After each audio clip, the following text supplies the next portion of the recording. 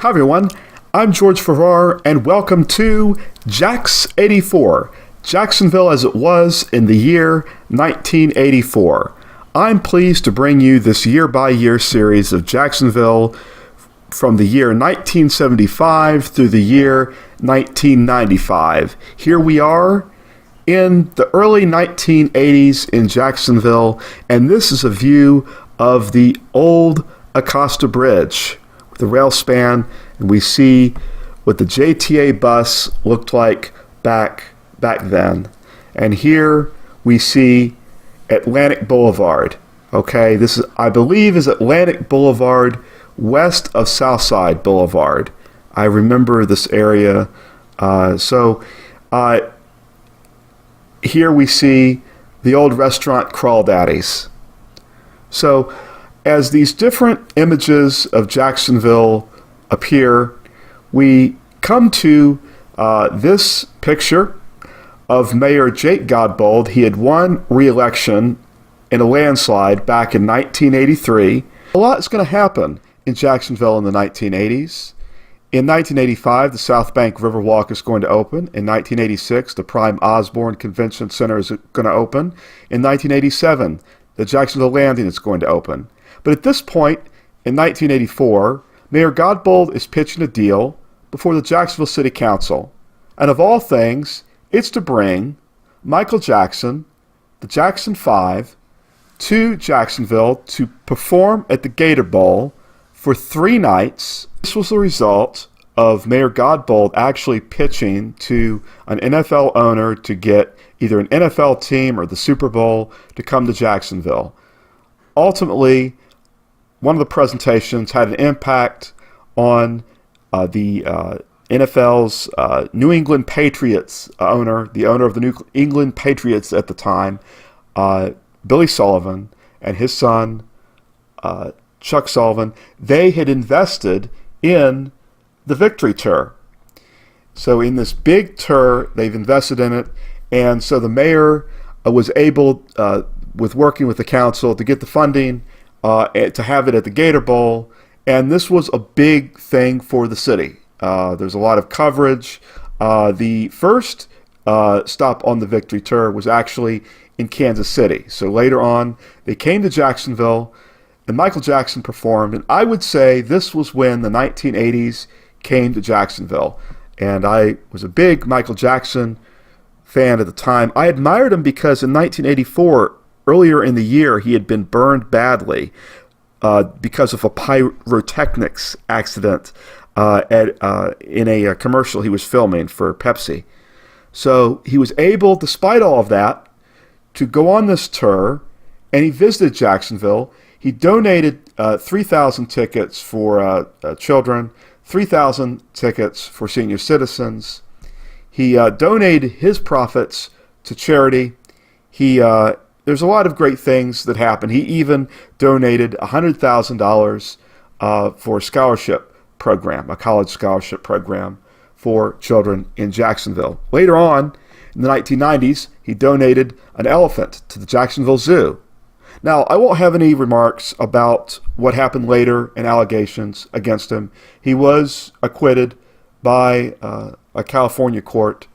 But I will say that I admired his performances, his music, and not only was I a big Michael Jackson fan, I even at one point in the 1980s had briefly a pair of parachute pants until I ripped them. But I also was a big Janet Jackson fan. Now, some people, as you can see in this Ed Gamble political cartoon, didn't really think highly of how the whole thing went. There's always been a talk about what's going on with the city and these kinds of things. Now here we see the odor bill. Now back then, the city had an issue with odor because of pollution.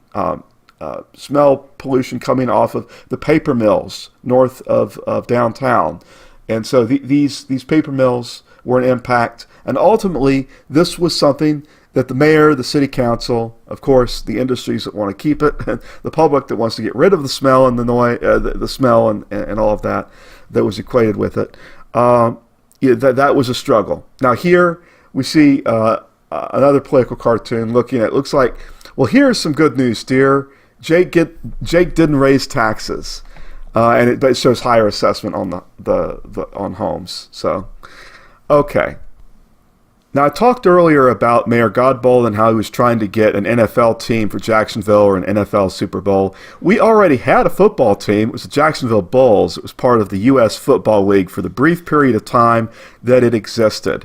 So we had something going that was getting people interested in football, and we were having games at the Gator Bowl. So something really neat, something really different there. Here we see a graphic for a game at the Gator Bowl between the Washington Federals and the Jacksonville Bulls, the USFL. If you think about, hey, what if the USFL had really taken off, then hey, we would have already had a football team to continue on with. But as we know, it did not ultimately succeed, and so we were back where we started again, continuing to look throughout the 1980s for an opportunity to get an NFL team that did continue to be the focus, it seemed then, of the city. And then, of course, we also had the Jacksonville T-Men, a soccer team. So from time to time, we've had different sporting teams, and so it's something that is a constant in our past as it is in our present. And of all things in the 1980s, our nation had the opportunity to celebrate a lot of victories at the Olympics held in 1984. They were held in Los Angeles, California.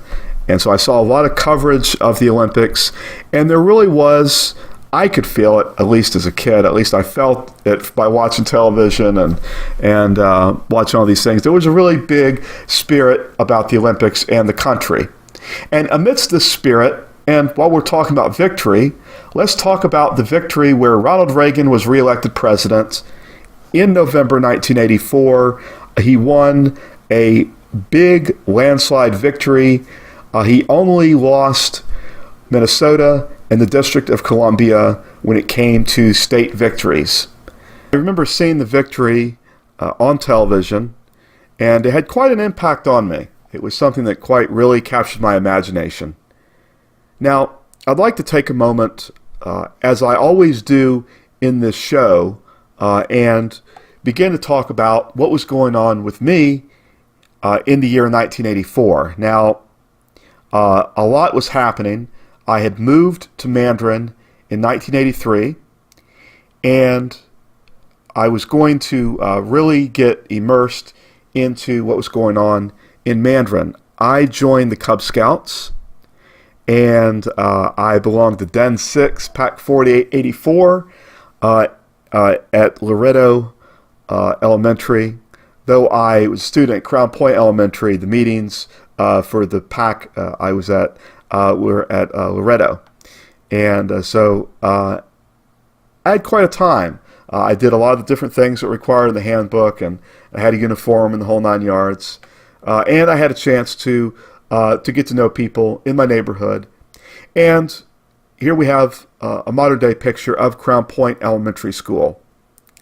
And so I'll be talking a lot about the school, more later on in the next show and then on.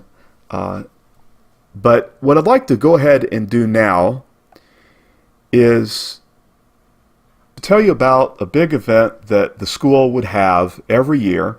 And it was a big event back in the 80s. It was called the Language Arts Fair. I had a chance to recite a poem in front of the entire crowd at the Language Arts Fair. It was a big deal for me.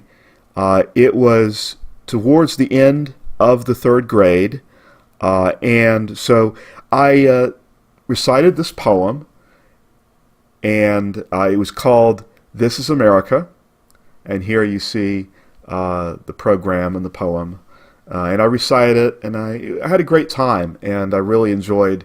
It was one of those things that I really enjoyed doing. And a lot of what you're starting to see is thanks to my stepmother, who did keep a lot of things over the years that now I can look back on and enjoy and appreciate and have great appreciation and thanks for.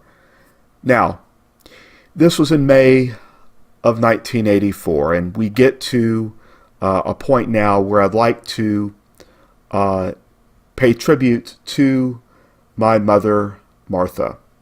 And I talked about her with you throughout this series so far. So now it's with heavy heart that I have to communicate with you that in 1984, she passed away. When I was 9 years old, and I was in Mandarin, and she was living off of the Arlington Expressway. She was in and out of University Hospital. We now know it as UF Health, previously known as Shands. So she was a brittle diabetic, and she had a lot of problems, a lot of issues with her health. And so in 1984, she died. And I always value her legacy and what she showed me in Jacksonville. What she showed me, the beauty of the people and the neighborhoods and the places of this city. In memoriam to Martha. Now, I want to briefly tell you what I have planned later on as I reflect on in later years in this series. It's a picture from earlier in the 1980s, and I'm going to have the opportunity to tell you more about Mandarin in the 80s, and Mandarin as I got a chance to know more about an amazing man named Tim Lute, and I'll talk with you about Mandarin and growing up and my getting to know Mr. Lute, getting to know the people of Mandarin in different ways. So I'm excited about what I'm going to have. As Jacksonville grows, Mandarin is going to grow. And of course, hey, around this time, I'm growing up right there in the middle of it all. I'm excited with what I have to bring you going forward into the series. I look forward to seeing you in JAX 85. Take it easy. See you later.